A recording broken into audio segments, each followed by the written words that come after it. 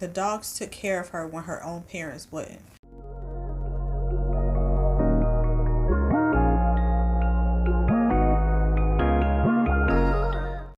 Hi everyone, welcome back to All Things Jeerah, and I'm back with another weird story that I found on the internet. Now, I have two stories in this video. Both stories are about something that they call feral children. The first story is about Oksana Malaya. She was born September 4th in 1983. She was born to two alcoholic parents. Everything that I could find stated that one night when Oksana was 3 years old, her parents got really drunk and they left her outside. They left their 3-year-old daughter outside. Apparently it was really cold that night, so in order to get warm, Oksana went into the farmhouse and went into the dog kennels that they had, and she cuddled up with the dogs. She crawled into one of the dog kennels to get warm there with the rest of the animals. Instead of her being able to go back inside the next day, Oksana actually lived out there with the dogs for 6 years. Later, she would say that initially she would talk to the dogs, but the dogs would just bark back at her. And after a while, she started to repeat the barks. So she stopped talking and only barked. And the dogs took care of her. That was how she kept warm. That was how she ate. The dogs took care of her when her own parents wouldn't. I couldn't find exactly how she was found, but she was found 6 years later and taken into a care facility similar to like a foster home. But because Oksana had lived with the animals for so long, she couldn't talk, she couldn't do anything in a human way.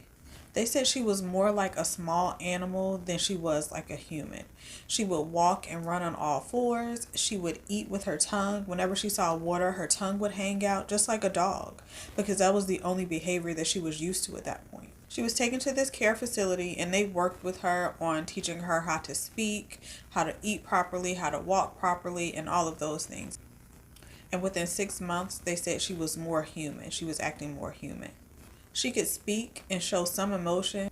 Although she was 22 at the time of this report, her mental age was only about 5 or 6, and they didn't think she would ever catch up because she was without human contact for so long. She can't read and she has very little emotional intelligence. At 22 years old, she also agreed to meet her biological father. She said she did have some memory of him. The memory that she did have was just that she really liked to play with him, and he agreed to meet her as well. So he came up to the care facility and he brought her younger half-sister with him. So they all got to meet. Now, no one knows exactly what happened to Oksana's mom. No one knows where she is now. So she hasn't met her mother as far as I could find. But she eventually forgave her dad for what happened to her and how she had to grow up. But she has since forgiven both of her parents for everything that's happened to her. At this time, she's about 36 years old and she lives in a care facility for the mentally disabled, and she helps tend to farm animals. The next story is about Genie Wiley from Los Angeles, California, and she was discovered by a social worker. Now, her mother, Irene Wiley, went down to social services in Los Angeles for disability benefits for herself. She took both of her children, Joan and Genie, with her. When she got there, she walked into the wrong building. So she was there for disability benefits for herself, but she walked into, I believe, the child welfare office. So when she went in there inquiring about the disability benefits, they let her know she was in the wrong place. But they noticed Genie. Now, Genie at the time looked to be about 7 years old, but they said she could barely walk, she didn't talk, she had 2 complete sets of teeth in her mouth, she drooled, and she spat. She was also incontinent, and they could tell that she was wearing a diaper. So the social workers assumed that she was autistic, but a lot of them were really suspicious about the situation, and they eventually sent police to the house to investigate further. When the police got to the house, they found out that Irene Wiley had just left her extremely abusive husband, Clark Wiley. Clark used to beat on her and beat on the children, so she took both of her children and ran. And when they were there, they also found out that although Genie was only 59 pounds, she was actually 13 years old. Her father, Clark, was an alcoholic. He was extremely abusive. He had a temper problem and he hated noise. I also read that he never wanted children. Now, I'm not sure why, but it seems like this does happen in many situations where the parents isolate one child to really abuse over the others. But Clark isolated Genie from everyone, including her mother and her brother. he locked her in a bedroom.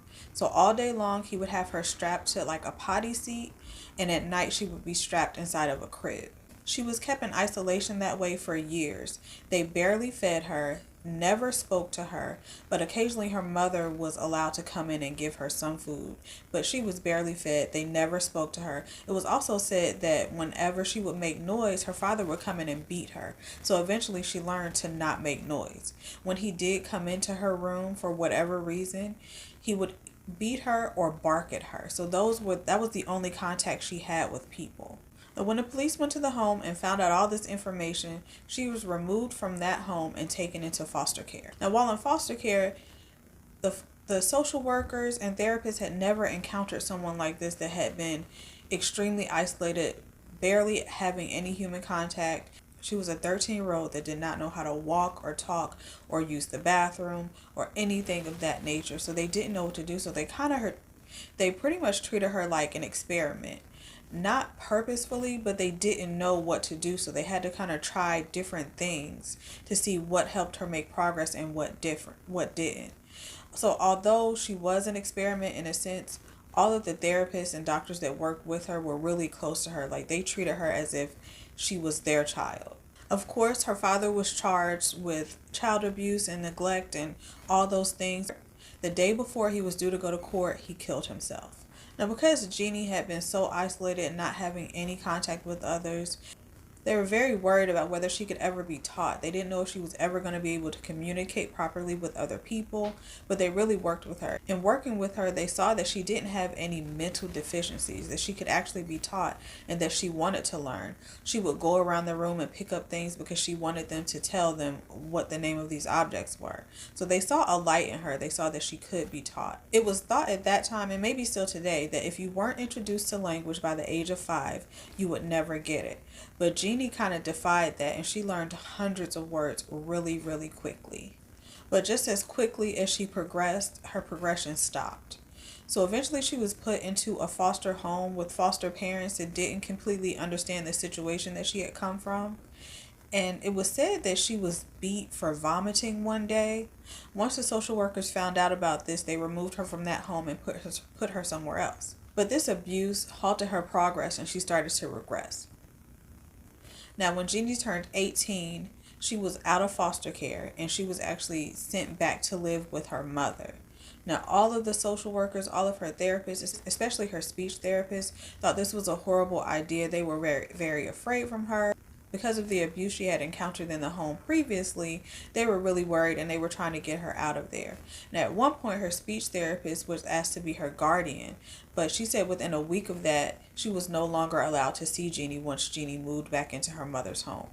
Now, when she moved into her mother's home, her mother found out very quickly that she could not handle Genie. She could not take care of her. She was very overwhelmed with the situation. She had been extremely abused as well. She was also disabled, and I believe they said she was almost blind from cataracts. So she just really couldn't handle this situation. So Genie was eventually taken out of that home. So Genie was taken out of that home and put into a mental institution. Now, when she was put into this institution, they actually restricted any of her prior therapists or doctors. Now, Genie's mother actually brought up a lawsuit against the doctors and the therapists that had been working with Genie. Although she had been making really great progress and that she didn't regress until abuse was brought back into the situation, she felt like they were treating her like an experiment and she didn't like it, so she brought a lawsuit against them.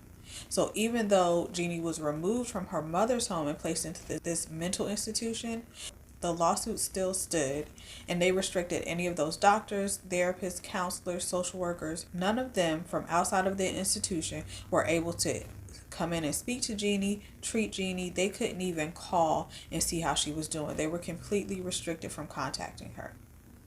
Now, at this point, Genie is actually now 63 years old, and she still lives in a mental institution. Her real name actually isn't Genie. They gave her that name to kind of protect her. So I believe in the institution they're calling her by her correct name. So she's now in a private mental institution. Nobody knows which institution she's in. They've done it to protect her identity. She's almost 63 years, well, she's about 63 years old now, still living in this mental institution. And because none of these therapists or anyone has access to her, no one knows exactly how she's doing. Now, it was said that back in 2000, someone hired a private investigator to find Genie, and they eventually found her in one of these mental institutions. But there was nothing specific given on her progress and her current condition other than she was happy.